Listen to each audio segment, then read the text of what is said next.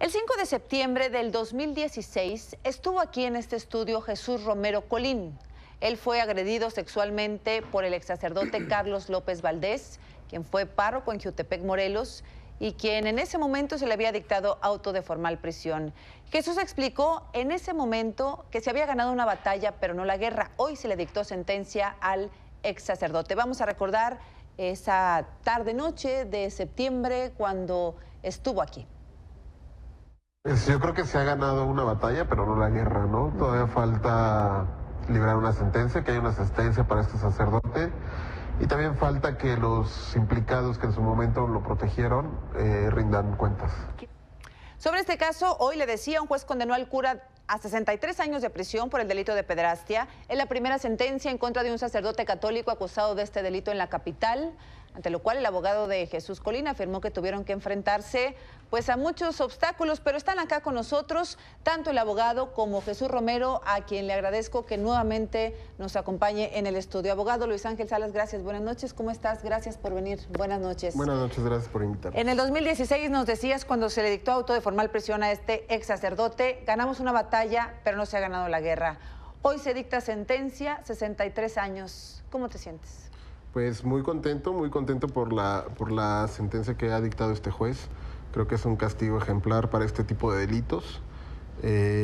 Y bueno, esperanzado, todavía faltan ciertas cosas, ¿no? Ahora vamos por una reparación del daño por parte de la iglesia.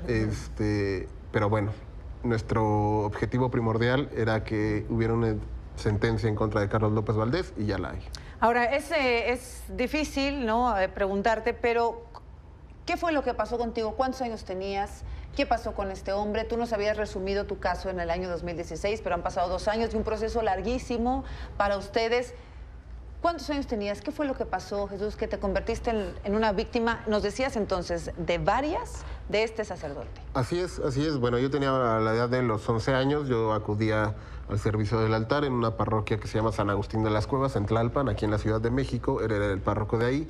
Y bueno, este hombre tejió como toda una red para atraparme a mí, para atrapar a mi familia, para que mi familia confiara en él y abusar de mí sexualmente, ¿no?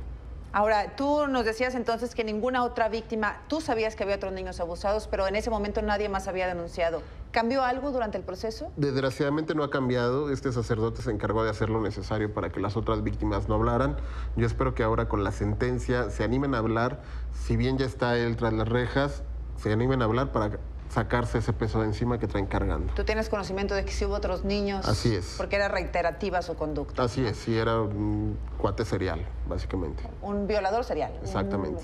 Un abusador sexual serial, ¿no? Ahora, antes de pasar con tu abogado, ¿cómo pudiste probarlo? Porque escuchábamos un poco de la conferencia, muchos obstáculos, mucha protección en la iglesia, mucha negación. ¿Cómo lograste probarlo si era tu palabra contra la de la iglesia? ¿Cómo lograste probar que este cura efectivamente había abusado de ti? Bueno, fue gracias en realidad a un trabajo en equipo en conjunto con los abogados, ¿no? Ellos tienen la pericia necesaria y había suficientes elementos para determinar la culpabilidad de este sacerdote, ¿no?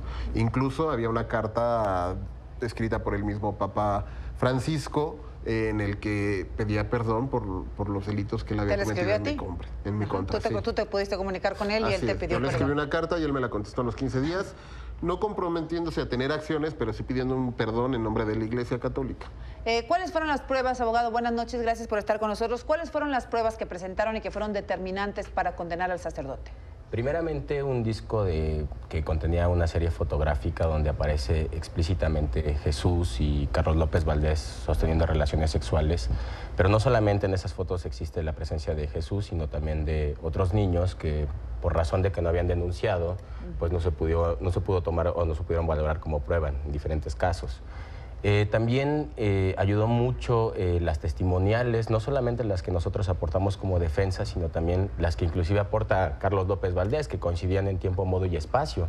Entonces eso hizo que efectivamente pudiéramos ubicar, porque las violaciones que se perseguían eran las que se realizaron en 1994. Entonces, obviamente había que situar a Carlos López Valdés en San Agustín de las Cuevas. Eso lo hicimos mediante una información que solicitamos a la arquidiócesis. La arquidiócesis siempre se negó a entregar información. Sabemos que hay un expediente dentro del Tribunal Eclesiástico en contra de Carlos López Valdés porque existen varias denuncias de otras víctimas. Existe también una responsabilidad en escalada, porque no solamente, lo dice Jonás Guerrero, el obispo en funciones de Sinaloa, yo hice de su conocimiento al Tribunal Eclesiástico y el Tribunal Eclesiástico lo turnó a la Congregación de la Fe, estamos hablando de la Santa Sede. También estamos diciendo que para que López Valdés haya sido suspendido en sus licencias ministeriales, forzosamente esa determinación la tuvo que tomar el Papa. Claro. Esto se da en el 2011, es decir, 4 años después de que nosotros interpusiéramos la denuncia. Cabe decir que es muy importante este caso y tiene varios elementos particulares porque documenta, es el único caso que documenta la intervención de 2 obispos actualmente en funciones, el obispo de Colima, que es Marcelino Hernández, y el obispo de Sinaloa, que es Jonás Guerrero. Ellos, antes de que nosotros interpusiéramos la denuncia con carácter formal, ellos ya tenían conocimiento de esos abusos y no hicieron nada. Lo que hicieron fue cambiar de parroquia a Carlos López Valdés. Sabemos de este modus operandi, no lo teníamos documentado en México. ¿Y cómo lo documentaron? ¿Cómo lo documentaron esta complicidad entre los párrocos? Nosotros solicitamos primero que depusiera el presidente del Tribunal Eclesiástico, que en ese entonces era Alberto Pacheco, que él tenía conocimiento de todas las denuncias. Cuando él depone en la Procuraduría, él niega todos los hechos. Desafortunadamente ya no pudimos imputarle el delito de falsedad en declaración porque él está afinado actualmente. Pero a partir de una reunión que se da el 2 de abril de 2007, donde está Jonás Guerrero, Marcelino Hernández y otro personaje que se llama Roberto Montoro, donde confrontan directamente a Carlos y le imputan estas, conductas inadecuadas, dice la Iglesia. Y ahí le solicitan nuevamente que se presente a Casa Damasco, que es una casa terapéutica donde envían a padres pederastas y a padres con problemas de adicciones, para que se atienda en lo económico y en lo emocional y en lo espiritual. Pero es una reiteración, es decir, ellos ya tenían conocimiento mucho antes de eso. Ahora, tú hablabas en el 2016, Jesús, de cómplices, ¿te referías a ellos? Exactamente. De que tú no ibas a descansar hasta que no hubiera otros castigados, además del ex sacerdote. ¿Te refieres a estos 2 sacerdotes? Así que todavía no termina la historia, ustedes van a seguir peleando porque ellos también sean castigados. Claro que sí, bueno. Tú me decías, Jesús, en ese momento, yo te preguntaba, muchos, y hoy vuelve a surgir este debate con el tema del acoso sexual y violaciones contra las mujeres por parte de jefes superiores, etcétera.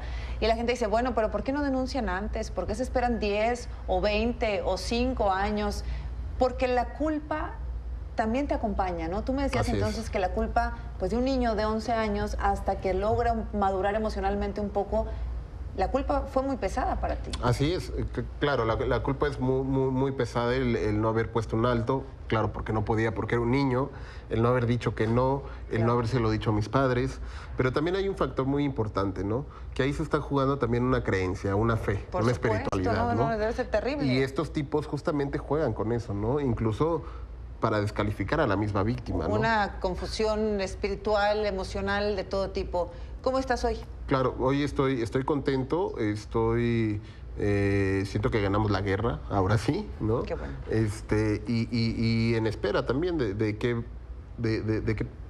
manera lo va a tomar la Iglesia también, ¿no? Ahora hay un nuevo cardenal que dice que va a tener 0 tolerancia en estos casos. Esperemos que también coopere, que se acerque y que veamos pues, qué podemos hacer. Pues Jesús, abogado Jesús, yo te lo dije hace 2 años, gracias por tu valentía. Es difícil enfrentar esta situación, primero con tu familia, qué te crea tu familia, luego enfrentarte en tribunales. Fue un proceso muy largo, finalmente lo lograste y queda ya como un caso simbólico de que sí se puede hacer algo contra estos abusos. Así que gracias a ti por tu valentía, gracias por el apoyo a los abogados y ojalá que tengamos noticias pronto de las otras personas involucradas. Gracias por venir. Muchísimas gracias. Gracias.